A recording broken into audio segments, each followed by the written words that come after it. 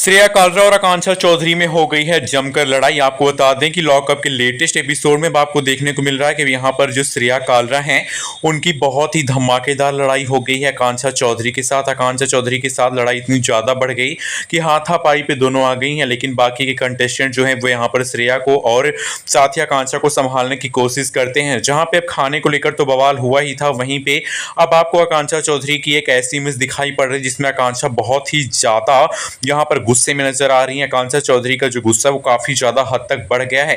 साथ ही साथ आकांक्षा ने जहां पे एक तरफ धुलाई कर दी थी शिल्पा शिंदे की, उसको कहने सुनाने में कुछ भी कसर नहीं छोड़ी, तो वहीं दूसरी ओर आकांक्षा ने पानी भी डाला था शिल्पा के बेड पे। यानी कि आकांक्षा चौधरी का एक ऐसा फेस जो आपको दिखाई पड़ रहा है जिसके बारे में किसी ने उम्मीद नहीं की थी। भले आकांक्षा चौधरी और योगेश मिलकर श्रेया से लड़ाई करते रहते थे, लेकिन अब उनकी लड़ाई इतनी ज्यादा बढ़ गई है कि भाई आकांक्षा और श्रेया की लड़ाई जो है हाथापाई पे उतर आई है। यानी कि अब आने वाले एपिसोड में आपको दिखाया जा रहा है कि जो श्रेया हैं और जो यहाँ पर आकांक्षा है वो दोनों मिलके काफ़ी लड़ाई कर ही रही हैं। बीच में जब शिल्पा आई तो शिल्पा को भी धोने में कोई कसर नहीं छोड़ी गई। यानी कि आने वाले एपिसोड में इनकी लड़ाई बढ़ती ही जाएगी, क्योंकि भाई श्रेया जो है वो तो यहाँ पर मुंहफट है ही, उसका मुंह भी बंद नहीं होता, और आकांक्षा भी अब यहाँ पर जवाब पे जवाब दे रही है। लेकिन अब इन दोनों के बीच में योगेश जब कूदता है तो बात बढ़ जाती है। योगेश को बीच में आता देख श्रेया अब यहाँ पर बात को और बढ़ा देती है और कहती है कि दो कौड़ी के तुम लोग, तुम दोनों अपनी औकात दिखा रहे हो यहाँ पे, भले ही बाकी के शोज करके आओ, लेकिन तुम दोनों नहीं जानते हो कि ये तो क्या है, और तुम्हारी मेरे साथ कभी यहाँ पर